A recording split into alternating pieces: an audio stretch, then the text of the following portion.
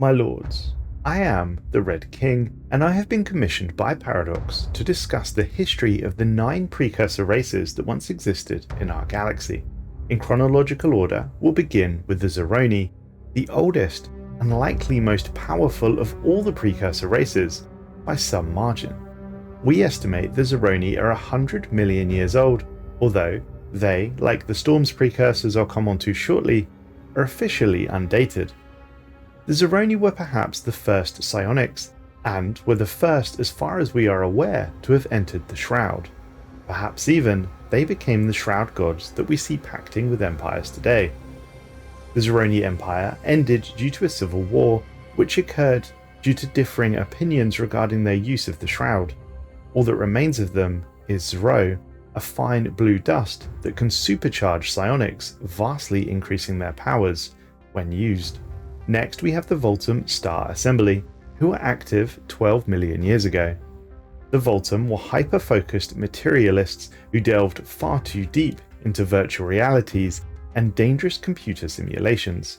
The Vultaum would end up killing themselves in a colossal mass suicide pact.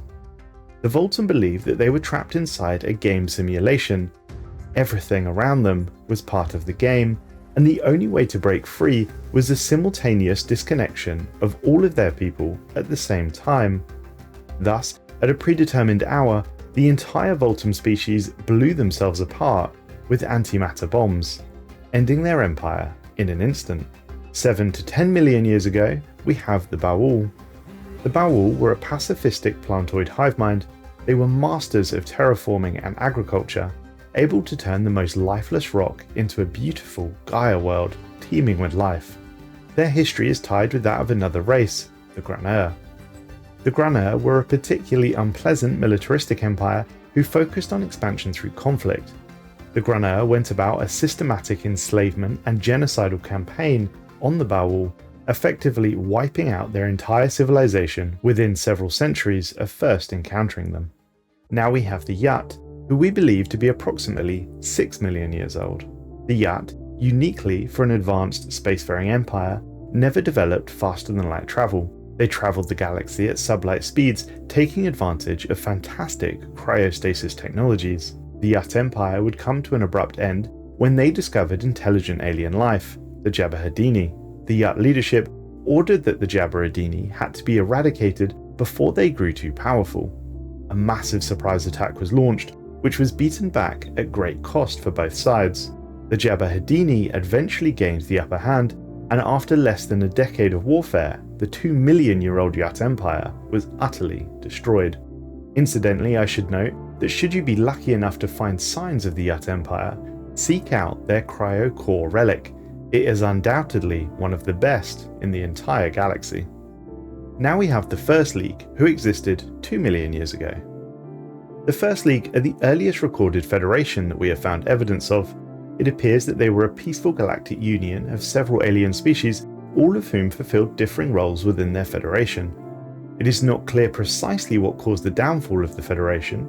Clearly, agreements between its members were not as harmonized as required to maintain peace for this many races of aliens. The 6th precursor, who existed 1 million years ago, is the Irassian Concordant. They were 6-limbed mammalians who were quite unpleasant to other empires, vassalizing and enslaving entire races. They were, however, a sickly race. An awful large percentage of their total economic output was spent on healthcare, which is quite unique in the world of advanced galaxy-spanning species. The Irassians were brought down by a disease titled the Javorian Pox. This pox, combined with their vassals rebelling, would see the end of their empire. The Cybrex are next. They are the most recent precursor race and were spawned into existence approximately 600,000 years ago by the Kerr, who would later be annihilated by their creations. The Cybrex have a complicated history. Initially they went on a galactic rampage, attempting to destroy all life throughout the galaxy, but at some point change occurred. They shifted from determined exterminator to a servitor-type personality, withdrawing from the space that they had captured to a single ringworld. Eventually this ringworld was discovered by the surviving organics and bombed out of existence. But rumours suggest the Cybrex still live and will return when the galaxy needs them the most. Since the influx of cosmic storms, we've also discovered 2 more precursors, but sadly due to the nature of the way storms damage planets, we've been unable to accurately date them. The first is the Adhikaria Convention of Benevolence, and they were anything but a benevolent people. They attempted to uplift primitive species, it would appear at the behest of the galactic community. To combat the Galcom, they began experiments on their own people, in the hope that they could create psionic super soldiers that could control space storms. This plan did not go well. The Adhikaria ended up destroying their entire civilization and enshrouding their capital world in a perpetual storm powered by the death of their people. And finally, we have the Irassian traders. They were a fanatic egalitarian species intent on delivering utopian living standards to all people across their empire. However, the Irassians grew tired of the space storms impacting their trade routes, so they built machines, depressors, to try and control these storms. This did not go to plan. The Irassians managed to summon a galactic space storm of such immense strength it completely ravaged their star systems, literally tearing their planets apart. I've been the Red King, and if you've enjoyed this, you're in luck, for our galaxy is dark and full of terrors.